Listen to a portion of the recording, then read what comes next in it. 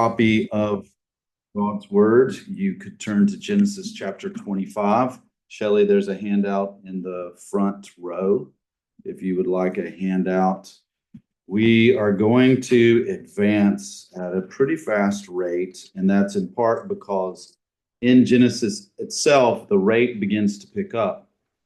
You may have noticed this if you've been a Bible reader for some time, that kind of the first section of Genesis, especially the first 11 chapters, it's pretty compact with incredibly significant events. And then once we get to Abraham, it sort of begins to expand when it comes to the narrative of the story and the way in which the line of blessing is being connected throughout the rest of the book of Genesis. And so last week we went over in the way that Moses has composed the book of Genesis by using those key sections that begin with the generations of, and we got to the two sons of Abraham. We looked especially at Isaac. Today we will start in chapter 25 and see that the other son of Abraham, the unfavored son of Abraham, not the son of promise, but the son of man's work, if you will, the son of man's wisdom. The man in this case was a woman, and that is Sarah giving to Abraham her servant, her slave Hagar, and by way of man's work, they create Ishmael. And in the book of Genesis, Ishmael is given a genealogy. It's in chapter 25, starting in verse 12. Now, these are the generations of Ishmael, Abraham's son, whom Hagar the Egyptian, Sarah's servant woman, bore to Abraham. Goes on to name the sons of Ishmael. It goes then in verse 16 to say that these are the sons of Ishmael, these are their names, and by their villages and their camps, 12 princes according to their tribes. And then it states the years of Ishmael, his death, and then it gives again, where did his descendants dwell? And what we're able to see is this continuing development of what really began with the first family. And that is that just as there was Cain, in one sense, that firstborn son who conventional wisdom would see him as the hope. This might be the seed of the woman who would crush the serpent's head.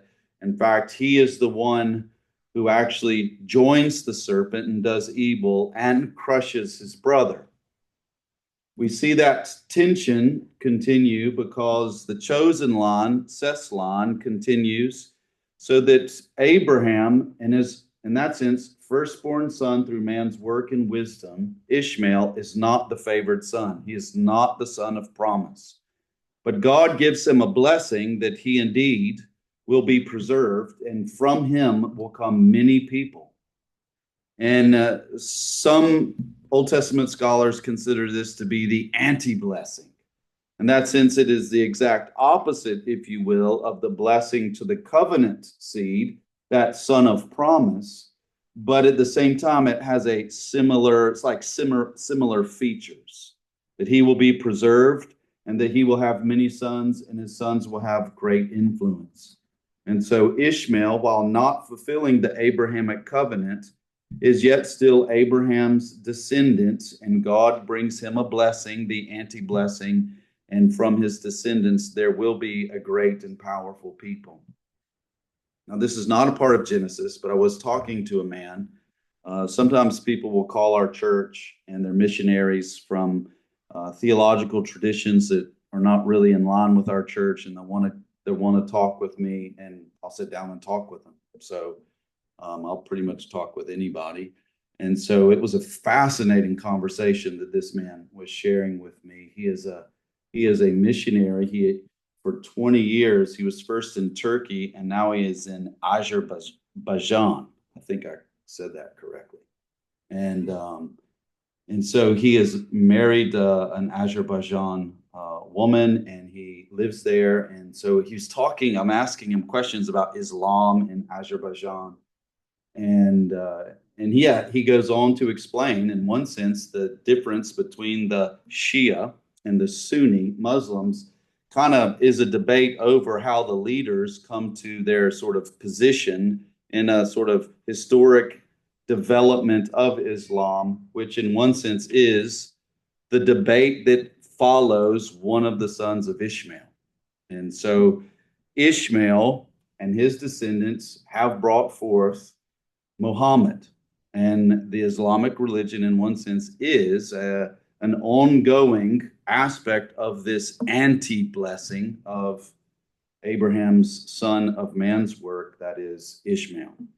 Moses wants us to know that. That gives context for when Moses is writing this, as he is in the wilderness wandering, maybe as we would read about it in the book of Numbers.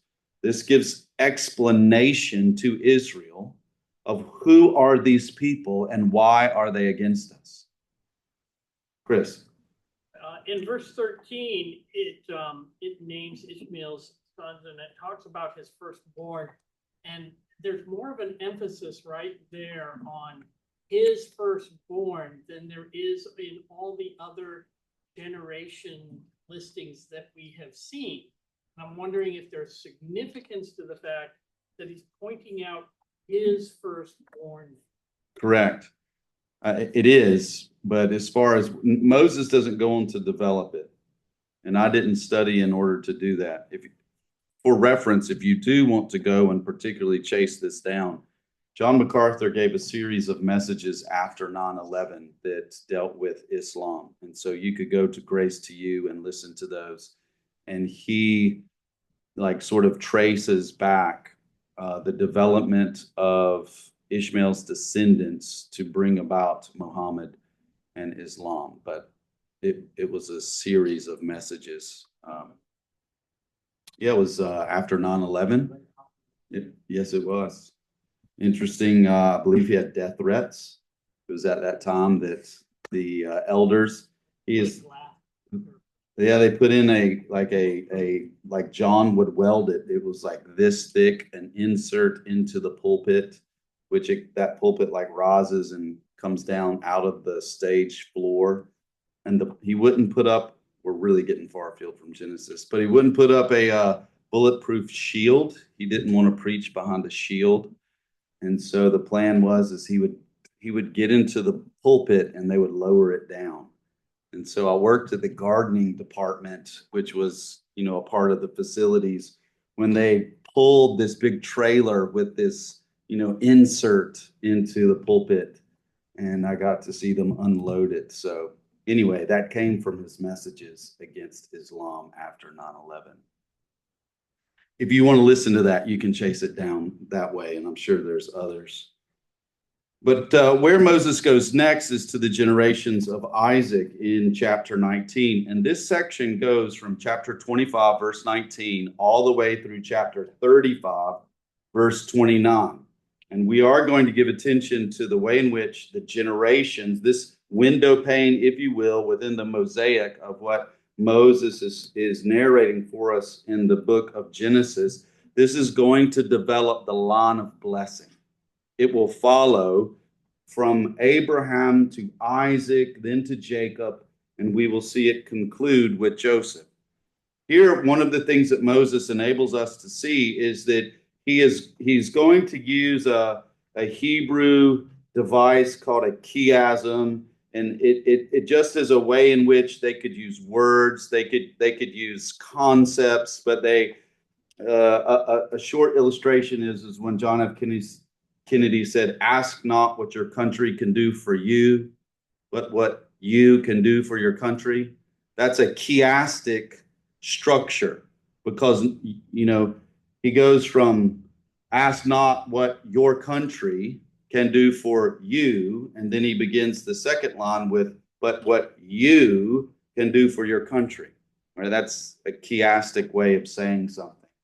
And what Moses does is he uses parallels that show us the pattern, as well as a chiastic series of events in Isaac's life dealing with Esau and Laban that show us that there's a pattern here.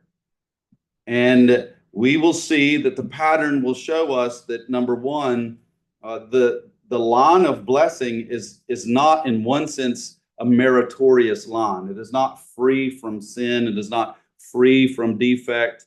And they're going to have, in one sense, mirror problems. In the same ways that we will see Abraham committed sins, and it seems as if he was lying and deceiving, so we will see the chosen line of Isaac will do the same, and we will see Jacob to do those same things. And so we also see that the providential aspects of Abraham's life will also be mirrored in the providential challenges in Isaac's life. So just to point out some of those. What was, in one sense, the grand obstacle for God to fulfill the covenant promises to Abraham? Like, what is the big hurdle? He had no son. He had no son, and what was his wife? She was as good as dead. She was as good as she could not bear a son. And yet the promise required a son. Well, one of the providential hurdles that God has provided for Isaac, like Abraham, is that the wife who will give that promised son, that promised seed, that line of blessing, she is at first barren. And so we will find that indeed he desires to marry Rachel, and she is barren, though we find that he is deceived and is given Leah, who is fertile, which is very similar to the way in which it worked with Abraham. We also see that Abraham struggled with the nations that were around him, and so Isaac is going to also have struggled with the people around him. We will see that Abraham personally struggled as a deceiver, and so we will find that Isaac too will be one who deceives. And both of them will make treaties with Abimelech. So in one sense, you're going to see Moses is setting up to these patterns. But when we come to what happens next is Jacob goes on a journey, just as Abraham did. And this journey is going to have these same hurdles and have these same patterns. And what happens is Jacob is going to, because of deception, he is going to be exiled from the land. And this is because of what he does in relationship to his brother Esau regarding the birthright. So if we look at chapter 25, verse 19, we are told that this is the generations. These are the generations of Isaac, Abraham's son. Abraham became the father of Isaac, and Isaac was 40 years old when he took Rebekah, the daughter of Bethuel, the Aramean of Padam Aram, the sister of Laban the Aramean, to be his wife. And Isaac entreated Yahweh on behalf of his wife because she was barren, and Yahweh was moved by his entreaty. So Rebekah, his wife, conceived. But the children struggled together within her. And she said, "If it is so, why then am I this way?" So she went to inquire of Yahweh, and Yahweh said to her, "Two nations are in your womb, and two peoples will be separated from your body. The one people shall be stronger than the other, and the older shall serve the younger." And her days to give birth were fulfilled, and behold, there were twins in her womb, and the first came forth red all over like a hairy garment, and they named him Esau. Afterward, his brother came forth with his hand holding on to Esau's heel. So his name was called Jacob, and Isaac was 60 years old when she gave birth to them. But we're going to continue to read. And the boys grew up, and Esau became a skilled hunter, a man of the field, and Jacob was a peaceful man living in tents. Isaac loved Esau because he had an appetite for hunted game,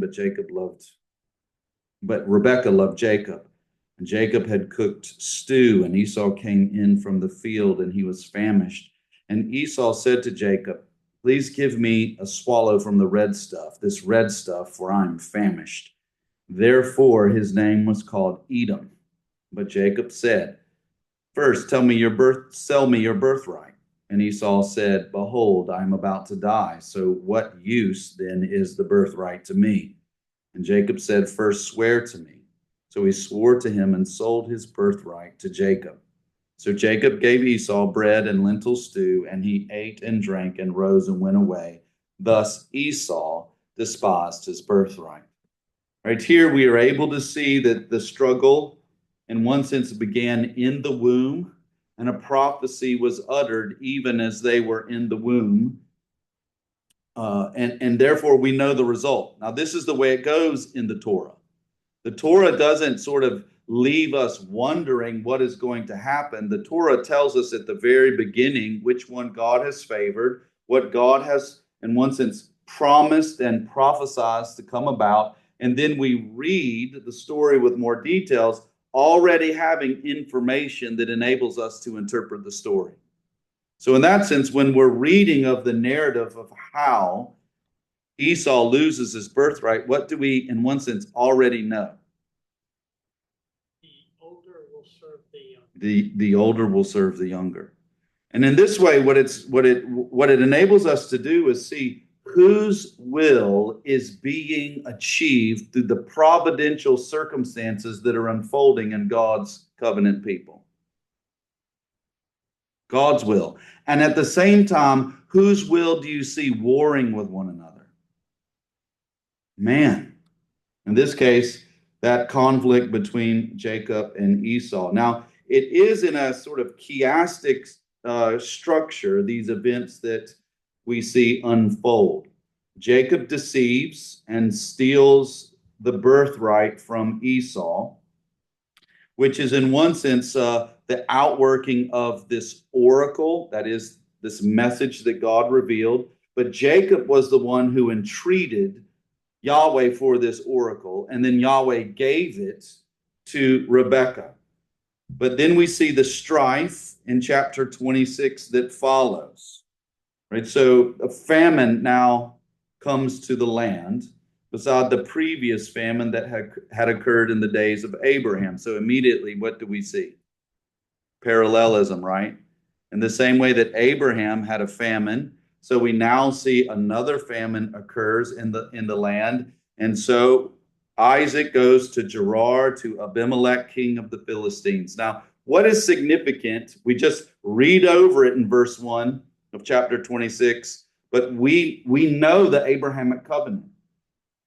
What immediately do we think when we read a famine is in the land, and so Isaac leaves the land and goes to Gerar? All right. What's the Abrahamic covenant include? The land. So all of Genesis is tracing us on the line of blessing, where how is God fulfilling his covenant promises? And so when they leave the land because of a famine, our immediate questions that follow is, well, he's got to get back to the land. He has to be able to be preserved, he and his line, through this famine.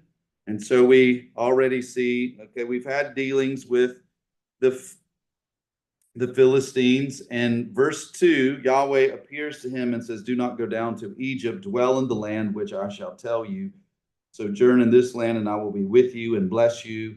For to you and to your seed I will give these lands, and I will establish the oath which I swore to your father Abraham, and I will multiply your seed as the stars of heaven, and I will give your seed to all these lands, and by your seed all the nations of the earth shall be blessed, because Abraham listened to my voice and kept my charge, my commandments, my statutes, and my laws. Now, this is significant on two levels. What is this a restatement of?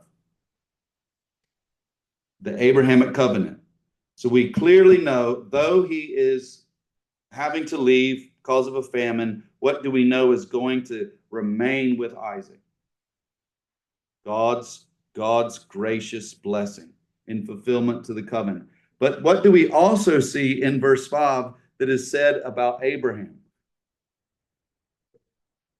Yeah.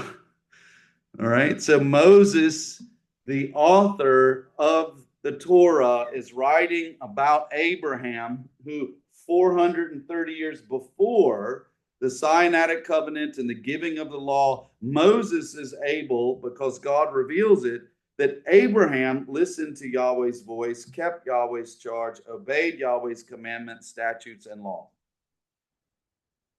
So again, how do we see? How does one come to be righteous? It's not by the law. It's not by the Mosaic covenant. Wait, did you say that God told Abraham? No, the law was given to Israel through Moses. That Abraham obeyed God and his laws. Yeah, that's what So verse. did God tell the laws to Abraham first? That's my question. No. Okay. I mean, because we have to ask how, if the law, which we haven't got there in the Torah yet, but the law does not come to Israel until God reveals it to Moses on Mount Sinai. How would Abraham have that Mosaic law? Well, Yeah. I figured maybe God just told Abraham how to obey him. Yeah. And here's where we see explicitly in the Torah, explicitly in Genesis. How does one live a life that pleases God? Faith. Faith. And faith in Yahweh's word, faith in Yahweh's promises produces a life of obedience to Yahweh. And Moses, the giver of the law, is the one who wrote this book, and is with these little turns of phrase here, and we'll see it again in other little places, is giving us this lesson. So is there a difference between the message of the Torah and the message of the gospel in the New Testament? No difference. Righteousness before God does not come through works of the law. It comes through faith in God's promise. Abraham believed God's promise, and Abraham is the one who is said to have listened to God's words, commandments, statutes, laws. Abraham is the example. We'll see that Moses is not the example, but there we see the oracle is followed by the restatement of the Abrahamic covenant that is promised now to, in that sense, it is resting upon Isaac, and then he enters into Gerar, and he enters a treaty just like Abraham with Abimelech, a foreigner. But in chapter 27, we see the conflict continue. And so there is a fight in chapter 26 over water. The treaty with Abimelech is entered just as Abraham did the same. And in chapter 27, now we see he has to reckon with Jacob. Verse 27, chapter 27, verse 1. Now it happened that when Isaac was old and his eyes were too dim to see, that he called his older son Esau and said to him, "My son." And he said to him, "I am here. Here I am." And Isaac said, "Behold now, I am old and I do not know the day of my death. So now please take up your gear, your quiver, and your bow, and go out to the field and hunt game for me, and prepare a savory dish for me, such as I love, and bring it to me that I may eat, so that my soul may bless you before I die." Now, we'll stop here. There's a particular word that's significant. When we read it, we see it as this blessing. But just as we're going to see, when a father lays upon his son the blessing, do you remember what Noah did to his 3 sons? In that sense, it's going to continue, and we'll see it significantly in chapter 49 of Genesis, is that when the father lays the blessing upon his son, it's in one sense a seal of their future. And here, we already know who has God chosen to be the promised son and carry on the Abrahamic covenant's fulfillment. And we're going to see he has not yet received his father's blessing. How's he going to receive his father's blessing? And you know the answer. Deception. That is his modus operandi. And so he has this opportunity, significantly brought about because of his, we'll see, his mother. And so verse 5, Rebekah was listening while Isaac was speaking to his son Esau. Esau went out to the field to hunt for game to bring to Isaac, but Rebekah spoke to her son Jacob, saying, behold, I heard your father speaking to your brother Esau, saying, bring me some game and prepare a savory dish for me, that I may eat and bless you in the presence of Yahweh before my death. So now, my son, listen to my voice as I command you. Go now to the flock and get for me 2 choice young goats from there, that I may prepare them as a savory dish for your father, such as he loves. Then you shall bring it to your father, that he may eat, so that he may bless you before his death. So we see that Jacob does what his mother says. They have to scheme about how is he, who's not hairy, going to become hairy so that he can deceive his father. Rebekah takes the garments of Esau, and they concoct a plan. And jumping over to verse 18, then he came to his father and said, my father. And he said, here I am. Who are you, my son? And Jacob said to his father, I am Esau, your firstborn. I have done as you told me. Rise up, please, sit and eat of my gain, that your soul may bless me. So is that truth or a lie? It's a lie. He is deceiving. Now, did his father Abraham, in that sense, his grandfather Abraham, did he do the same? He lied too. And so the Bible doesn't present to us the patriarchs as, in one sense, these perfect saintly people. That's not the reason that they received God's blessing. But indeed, we are able to see it is because God laid upon them his covenant promises that they are going to receive that which God promised to give to them. God will be faithful to keep his promises to his people, and we will see his people are not perfectly faithful. Mark. We see all this lie going on through that whole story from the beginning on. Take that lie and keep on and on and on. I was just thinking, we are still waiting for the seed, but all that we do now is seed that is not fruitful to bring to crush the serpent's head. Is that we then we have Jesus later on where they can't say anything. We have a whole book. We have endless stories of seed that doesn't. Yeah, I would say what we need to do is we need to start in Genesis and read and let the story unfold. This is one of the things that Christians struggle with when we come to reading the Old Testament, because we do have the New Testament and we do know how Jesus fits into the story. But I think one of the things that we at least should be aware of is if we do not let the Old Testament unfold, then we do not necessarily know the ways in which it is contributing to us to have certain understanding, contributions, details that enable us to see how God brings about the fulfillment of those. So some of these, Mark, we are going to see, no, this actually is the seed of blessing, the son of the covenant, and we will see God will bring him to be fruitful. God will bring, in that sense, this kind of partial fulfillment of the promises.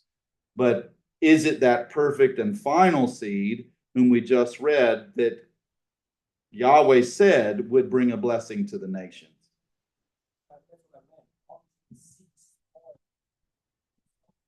Yeah, so there's, like any good story, there's a tension that unfolds to where you're able to read it with suspense and wondering, is this the seed? And you're right, Mark, to know, no, we are not ever going to come to that promised seed of Abraham until we open up the New Testament and we read Matthew chapter 1, verse 1, which tells us who is the seed of Abraham. Jesus. And But we need to see how Yahweh works. We need to see how is Yahweh going to be faithful to the covenant promises, even as we read of his imperfect people who still are the ones who entered into covenant with God because Abraham believed God. And so we'll see it develop. But I don't think we just get to write off Jacob. In one sense, it would be like, so what's the point of Genesis?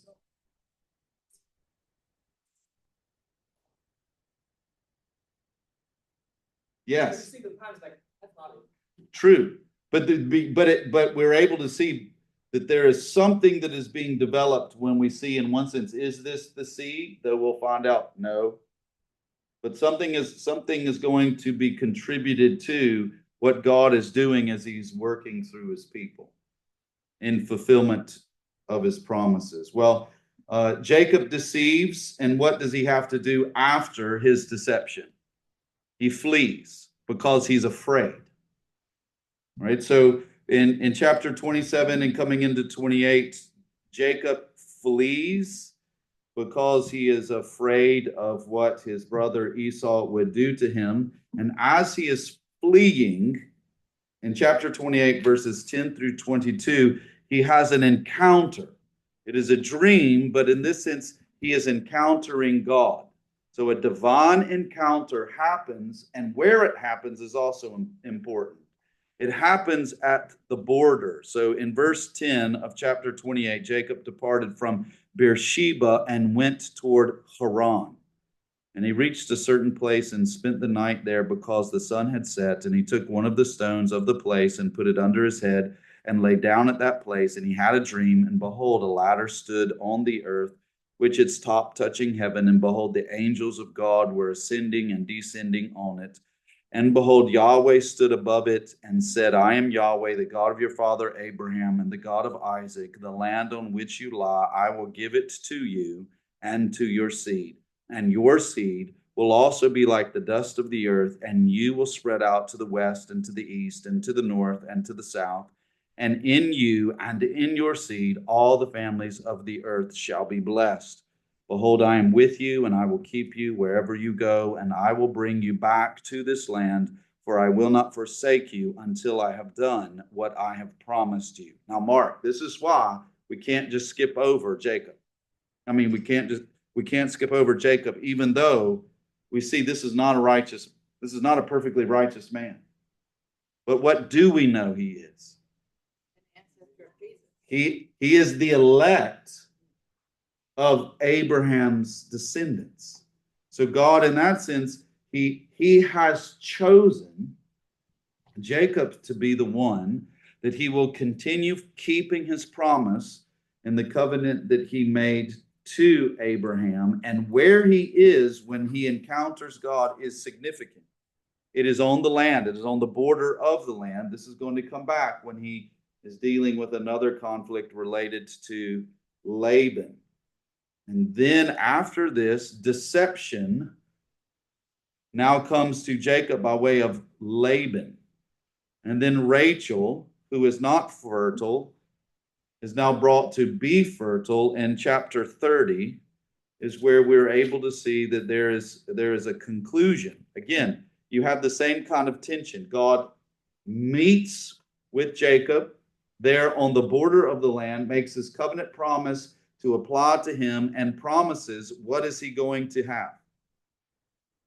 So many descendants that they are again going to be like the sand of the sea. And then he comes to have Rachel, who is barren. And so the question again is, so how are you going to fulfill the promise? Well, in chapter 30, verses 22 through 43, we see how it is that Rachel becomes fertile. Verse 22, then God remembered Rachel, and God listened to her and opened her womb. So she conceived and bore a son and said, God has taken away my reproach. And she named him Joseph, saying, may Yahweh give me another son. After this, from verses 25 on down to 43, Jacob now prospers. And so God had promised that he would prosper, And indeed, God fulfills his promises. And so Jacob prospers when he was outside of the land. And now in chapter 31, Jacob enters back into the land. But notice, how does Jacob leave in order to enter the land, which is Canaan? Secretly, by deception. I mean, that's just the way it is, time after time. And so what we're able to see when we're tracking God's faithfulness to his covenant promise, that on the basis, in one sense, of his gracious election, we clearly are able to see, did Jacob merit this? I mean, was Jacob this clearly noble person? And yet he is the one that God graciously chose to be the son of blessing. And so in chapter 31, he leaves for Canaan, rich from God's blessing, according to his promise. And now in chapter 32, we see that there's conflict that follows from Laban.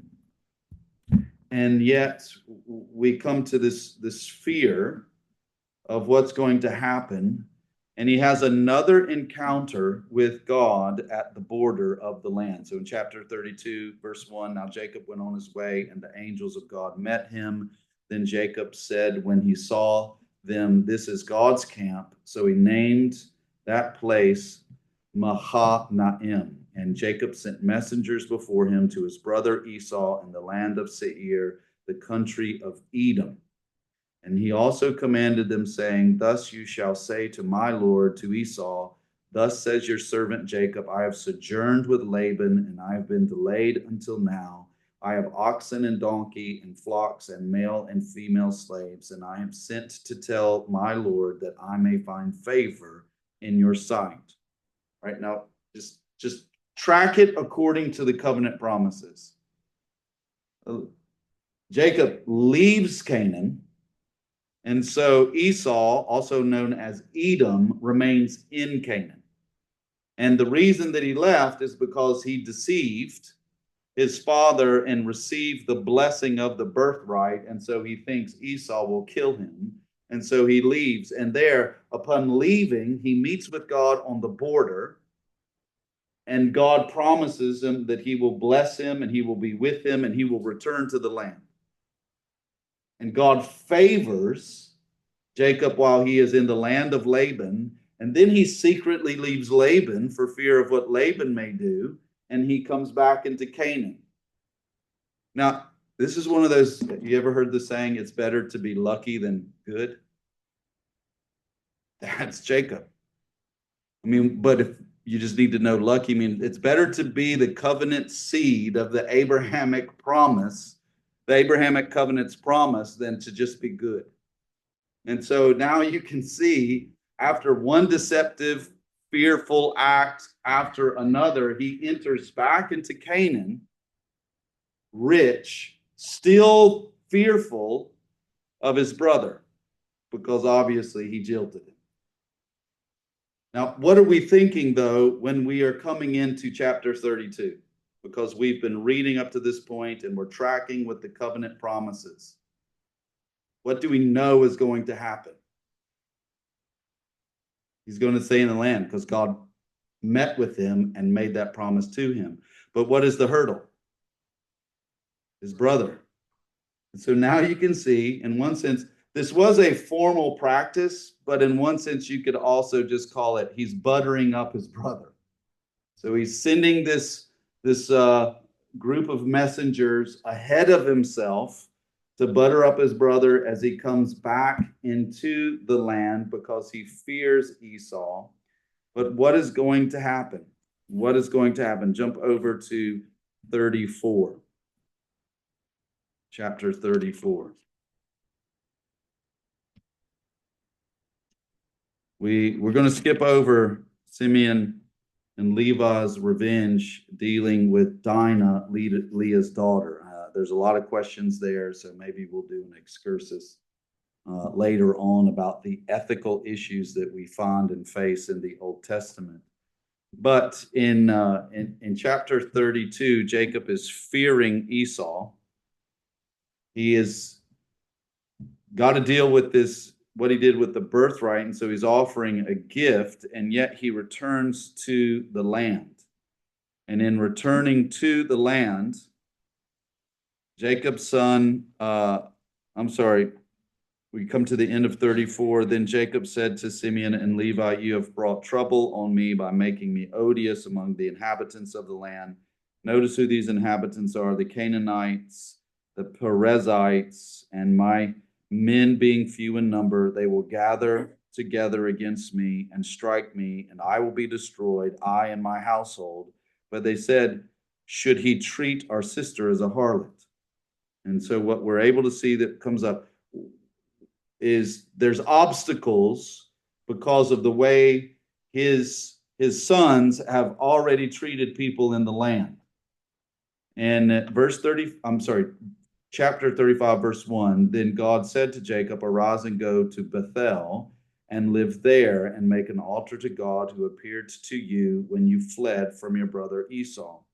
So Jacob said to his household and to all who were with him, put away your foreign gods which are among you, and cleanse yourselves and cleanse your garments, and let us arise and go to Bethel, and I will make an altar there to God who answered me in the day of my distress and has been with me wherever I have gone. So they gave to Jacob all the foreign gods which they had and the rings which were in their ears, and Jacob hid them under the oak which was near Shechem. Then they journeyed on, and there was a terror from God upon the cities which were around them, and they did not pursue the sons of Jacob. So Jacob came to Luz, that is Bethel, which is in the land of Canaan, he and all the people who were with him, and he built an altar there called the place El Bethel, because there God had revealed himself to him when he fled from his brother. Then Deborah, Rebekah's nurse, died, and she was buried below Bethel under the oak, and it was named Allon Bakuth. Right. The significance of this place, God had already met him here, revealed him and promised him. And so when he comes here, God again favors him. And what does God drive out? The other people. Again, what we're able to see, who is keeping promises? God is keeping promises. And why is God keeping promises to Jacob? Because God's keeping his covenant promises to Abraham.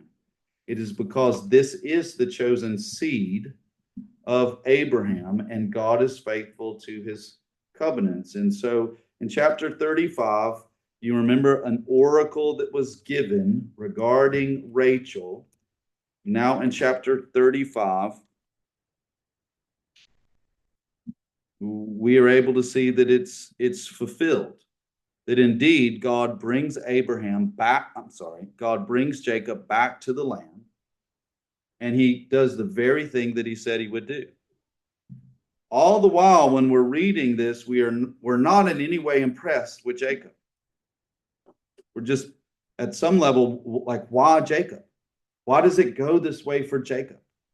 But yet Moses is very clear in the way that we see when Jacob meets Yahweh at the border of the land of Canaan. It's Yahweh repeating his covenant promises that he will be faithful and bless Jacob because of the Abrahamic covenant that God made. Then in chapter 36, we turn now to this ends this section about Jacob with the sons of Jacob. And in chapter 36, we are given the generations of Esau, and we see that he's also called Edom. And in this generations of Esau, the first 8 verses of chapter 36, this is where some people think Moses couldn't have been the author, because the names of the people that are attributed to Esau's descendants are names or titles of people that would not have been known by this name at this time. But yet we are able to see, and I would just say it at least is possible that Yahweh revealed this to Moses. But what we're able to at least categorize these people, these descendants of Esau, is that these are the ones who lived in the land of Canaan.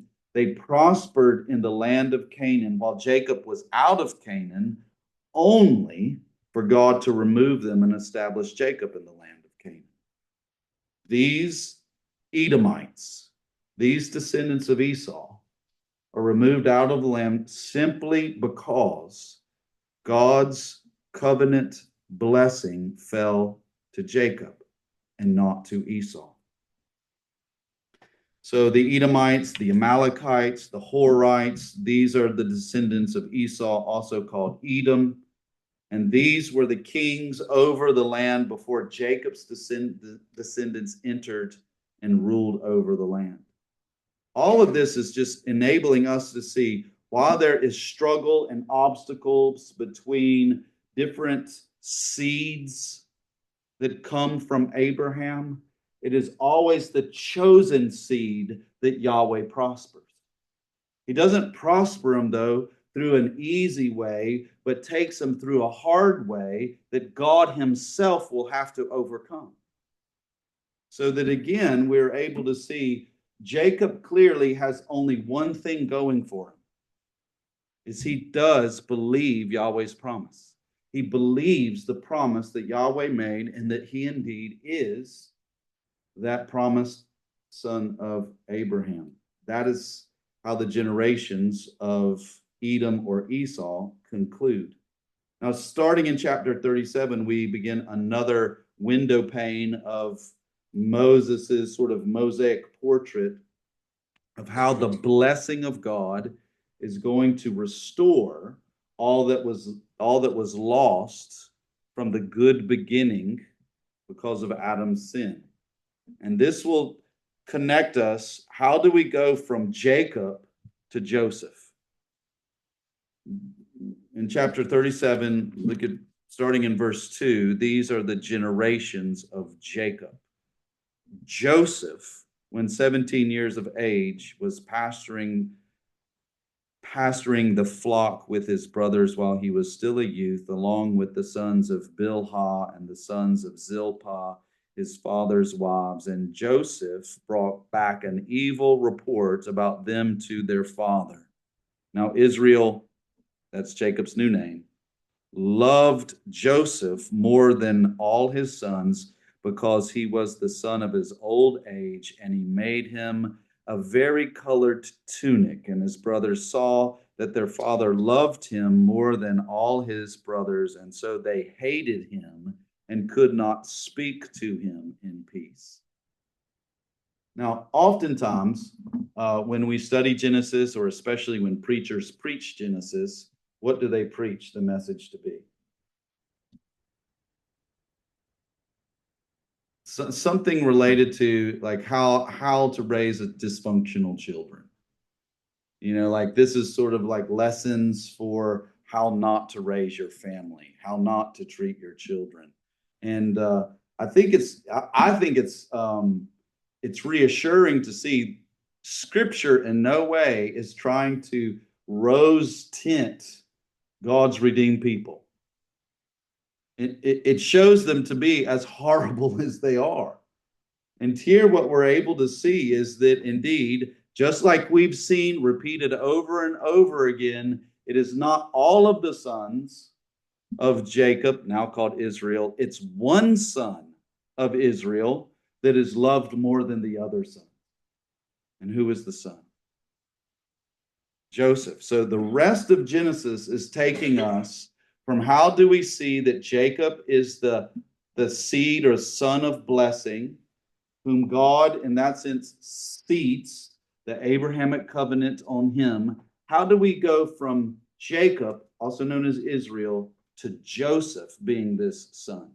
Now, again, this is how Yahweh works. This is how God works.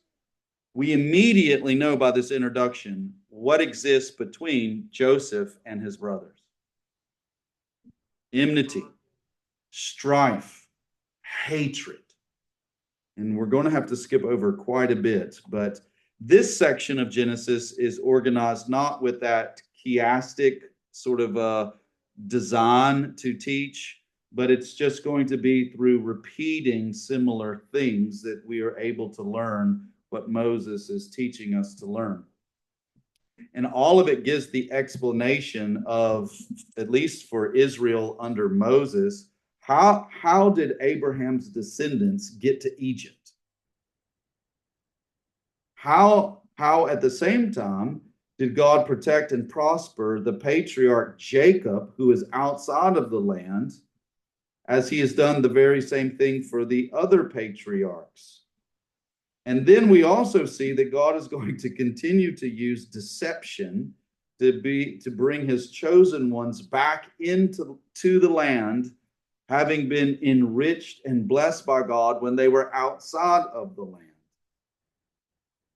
Alan Ross notes their journey out of the land was caused by deception. The age-old sins of the fathers interfered with the Creator's development of blessing for the world. However, it is going to be through sin and deception that God will bring them back. And we'll have a powerful concluding point made in chapter 50, verse 20, about that very plan of God to use the sins done to his people and by his people to preserve and bring them back. Now, one of the things that is a repeated feature of this section is 2 times we're told of dreams that Joseph receives that tells the future. In that case, there are 2 dreams about his brothers bowing down to him.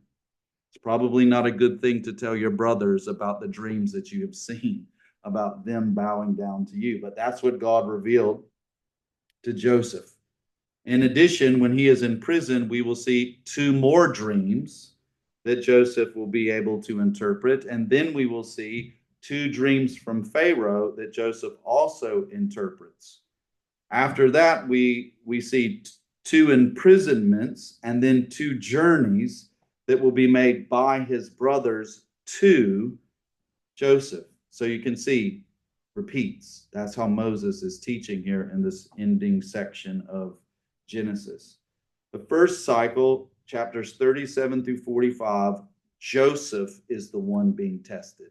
The second section, chapter 42 through 45, his brothers are being tested. And there's going to be parallels in the way in which both are tested.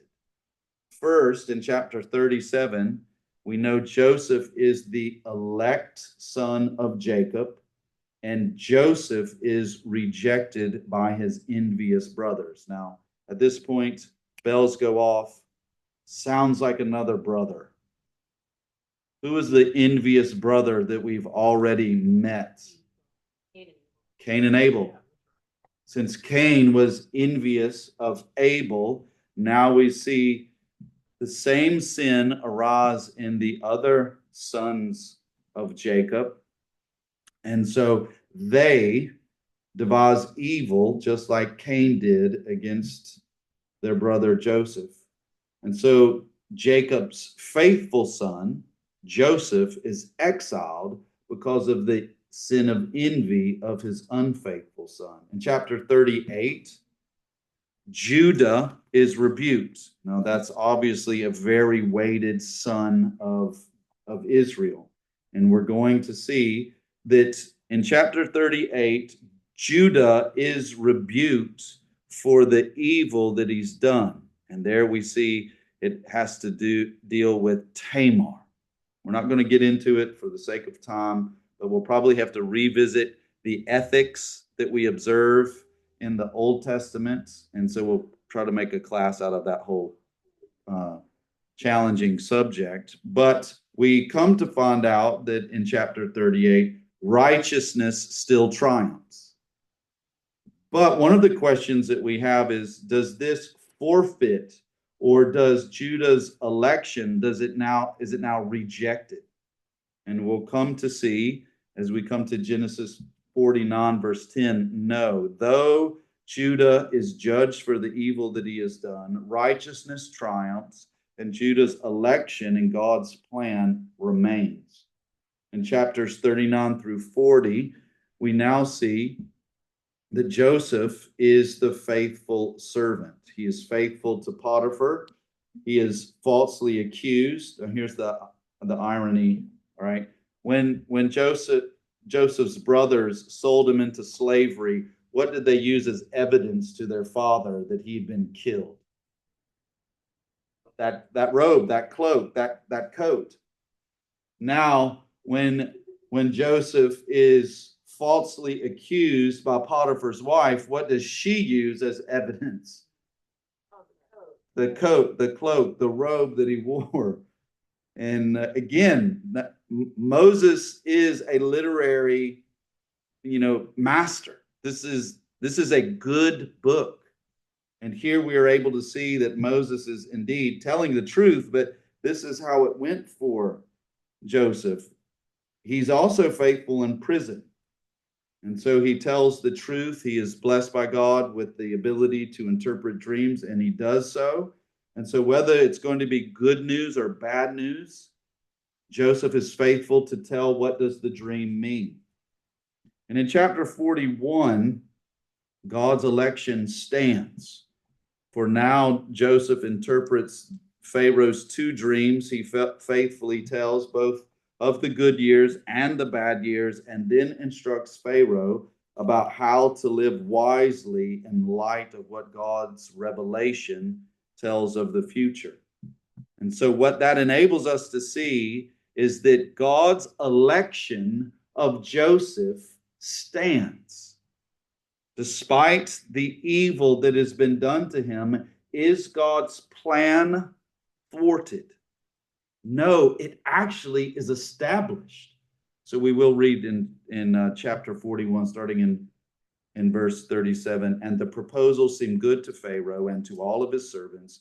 Then Pharaoh said to his servants, can we find a man like this in whom is a divine spirit? So Pharaoh said to Joseph, since God has made you know all of this, there is no one so understanding and wise as you are. You shall be over my house, and according to your command, all my people shall do homage. Only in the throne I will be greater than you. And Pharaoh said to Joseph, see, I've set you over all the land of Egypt. All right, verse 33, and he had him ride in his second chariot, and they called out before him, bow the knee, and he set over him all the land of Egypt. Now, what are we waiting for? Because what is the dream? I skipped over the dream. But the two dreams that Joseph had regarding his brothers. That's right. So we are waiting for the fulfillment of the visions of his brothers having to bow down to him. Now we have seen through the evil done to him by his brothers, through the evil done to him by Potiphar's wife, through the evil done to him by his fellow prisoners, God has now brought him to a place that he is over everyone. And then we see, just as God revealed in the dream, interpreted by Joseph, that famine comes. And in chapter 42 through 45, this is the circumstance which God now will test Joseph's brothers and fulfill the vision, or really a prophecy through the vision of what he said would happen with Joseph's brothers bowing down to Joseph. Now, it is necessary for us to realize, why did they need to be tested? What have these brothers been like to Joseph in the past? Oh, they've been evil to him. So Joseph wanted to know if they changed. Yes. So tests are able to reveal the condition of the one who is being tested. And so we're going to see first test in chapter 42. It's going to test them. Will good rule over evil in Joseph's brothers? Will good rule over evil in Joseph's brothers? And so Joseph in chapter 42, he accuses them of spying and demands Benjamin as proof of their truthfulness. And then Joseph, just like his fathers and his forefathers, deceitfully stashes money back into their bags and gives them the opportunity by way of their actions. Are they going to test? Are they going to pass the test of if they have done evil? That's the first test, and we see that indeed they pass that test. Chapter 43 gives the second test, and it's to answer this question: will life be preserved by Joseph's brothers? Now, the obvious reason that this was a test is because they did not do this for Joseph. And so Joseph now purposely favors Benjamin in order to provoke their envy. And in chapter 43, he deceitfully places the cup in Benjamin's sack, which also gives his brothers an out. Because if they actually can now, well, that's Benjamin's fault. He's found with the cup. And if they're envious of Benjamin being favored over them, what do they clearly have the sort of the avenue to now do? You throw Benjamin under the bus, just like they threw Joseph under the bus.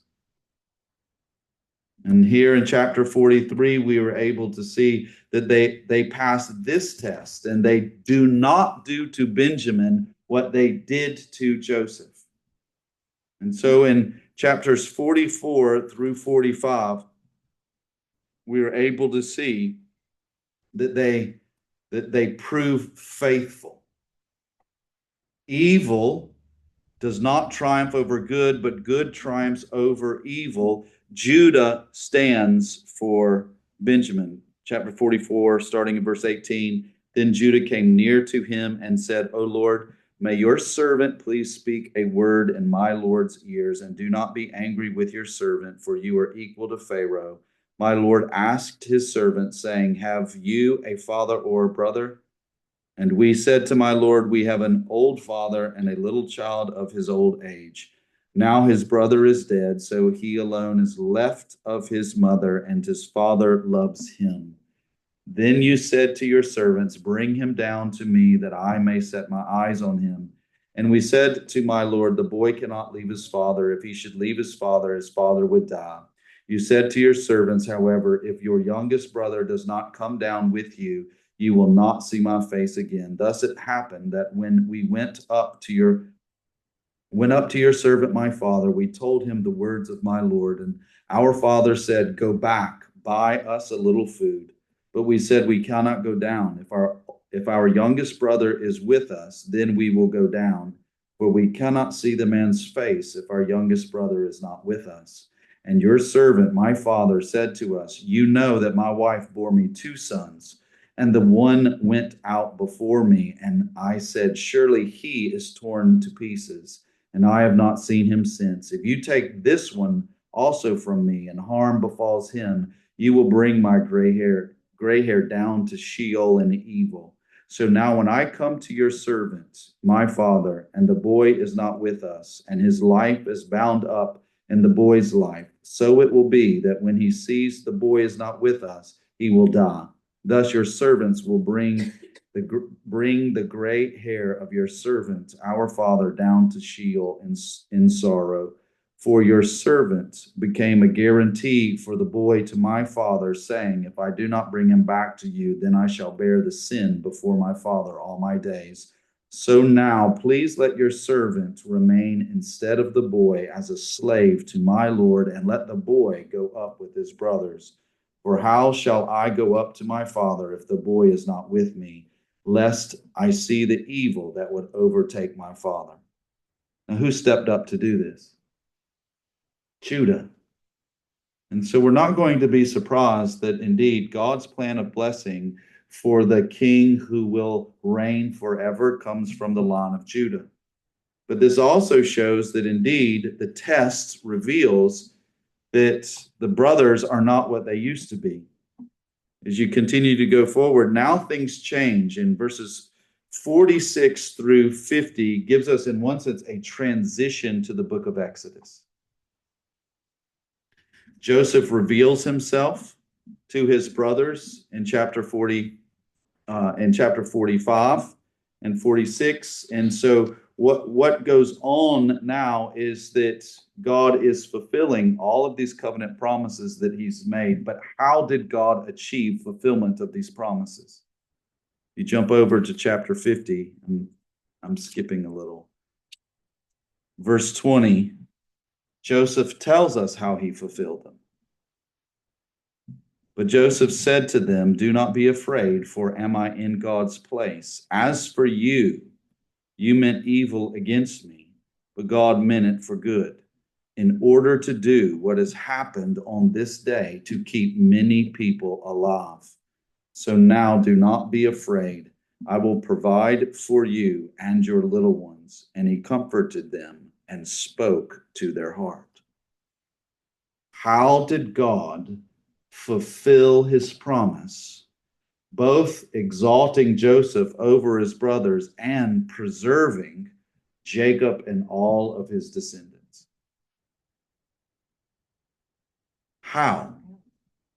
The evil that was done to Joseph. Through the evil that was done to him. As for you, you meant evil against me, but God meant it for good, in order to do what has happened on this day, to keep many people alive.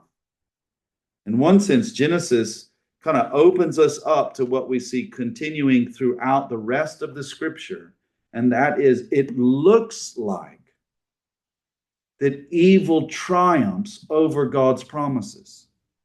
It looks like the constant sort of, whether it's deceit or envy or murder, like all of these real acts of evil, it looks as if they are thwarting God's fulfillment of his promises, which in fact, what actually is happening, it's through them that God is bringing fulfillment of his promises. This now transitions for how did all of the descendants of Jacob end up in Egypt? By Joseph preserving their life. And so they moved to Egypt. And in one sense, we say that which was promised to Abraham. Does Pharaoh bless them or curse them? He blesses them. He gives them the land of Goshen, and so they multiply and they become great. And this answers the question, how did Abraham's descendants end up in Egypt? You might remember in Genesis 15 that this actually was promised to Abraham by the Lord in the restatement of the covenant, that his people would be taken out of the land and they would be made slaves, but God would deliver them and bring them back. But this is answering, how did God fulfill that? And it answers for Israel, how did they end up in Egypt? This is how they ended up. Well, God keeps Israel. He is faithful to his covenant promise to Abraham, and therefore, even while they are in exile, he blesses them. And thus, he teaches Israel, as well as the church, how are we to live as pilgrims as we are marching our way to the heavenly Canaan. We are to live knowing that the Lord is faithful to his covenant promises. We are to know that we are to obey Yahweh because we believe his word. We know that we are to do good and to reject evil, that we are to fear God and to forgive one another. We are to be patient and await on God to fulfill his promises. But we are to understand God fulfills his promises. And he will bring all of the blessings that he indeed has covenanted to Abraham to believe. As we end the book of Genesis, what is in one sense, the hinge upon which swings God restoring to the world all of the blessings that were lost in Adam's sin in the garden? What is the hinge upon which restoration, in that sense, of the whole earth to enjoy the blessings that Adam had in the garden that were lost in Adam's sin? What is the hinge? And what? Which covenant? Abrahamic covenant. The Abrahamic covenant. The Abrahamic covenant is the hinge upon which that blessing turns. As we go forward in the rest of the Torah, this is going to be continued. And we're going to see how God is going to continue to be faithful to his covenant to Abraham. And he will indeed bring Abraham's descendants, though many in number, into the place that he has promised. And we will see more promises given. And here is one of them in the blessing that Jacob gave to his 12 sons in Genesis 49. It includes in verse 10 this to be said of the tribe of Judah: the scepter shall not depart from Judah, nor the ruler's staff from between his feet, until Shiloh comes, and to him shall be the obedience of the peoples. Now, who are the peoples? Not the tribes, not the tribes of Israel. It is the people outside of Israel. It is, in one sense, the descendants of Esau. Verse 11, he ties his foal to the vine and his donkey's colt to the choice vine. He washes his garments in wine and his robes in the blood of grapes. His eyes are dark from wine and his teeth are white from milk. This will be picked up by Isaiah. And this will be pointed to the one that Isaiah says that is coming. So what we're able to see in this, Moses is showing to us what has God also now projected that he's going to bring. A king who will rule over the nations, a king who in that sense will be victorious after his judgment, a king who will come from the line of Judah. Shelley. Who is Shiloh? It's a particular place. And so so this is where we go back until Shiloh comes. What we're going to see it developed is, and there's so much more like geography and genealogy is what is going to be developed. And Shiloh is referring to a particular place that God brought about these circumstances. And so says until tribute comes to him. If that's the same. yeah, you can see there's an issue with the interpretation. Shiloh in the LSB is capitalized, so capital SH. But this is related to the geography of what others would say is a tribute. But Isaiah will pick it up and he will make this promise about the one who is going to come, this king, this Messiah, and it's going to be in a particular place that all the nations will come and offer to him. In that sense, tribute, submission, praise. But it's after the victory that he has achieved. But the point is this: what do we now know as we end Genesis? There's a king. There's a king coming from the line of Judah. And how do we know that God has kept his covenant to Abraham? Such as people, even though they are outside of the land in Egypt, how do we know God has preserved them and kept them there? Fulfillment to the Abrahamic covenant promises. So here's the big take home. We were going to do more, but obviously I went too long. The hinge of all of this is God keeping his covenant promises. Redemption is God keeping his covenant promises. It is not what man does. It is what God does in keeping his promises to the men whom he has made these promises to. That's the best news you could hear. That the gospel is the promise that Jesus is the Son of God, Jesus is the one from the tribe of Judah. Jesus is, as we will learn of the Davidic covenant, that Davidic king. Jesus is the one who brings the blessing of forgiveness and the new covenant to all the nations. And God has kept these promises in the person of Jesus so that you and I, Gentile or Jew, can come to Jesus and receive the covenant blessings that God has made, because God is faithful to keep his promises. It also helps us to know, are you in that place now? In one sense, are you in the heavenly Canaan? No, you are not.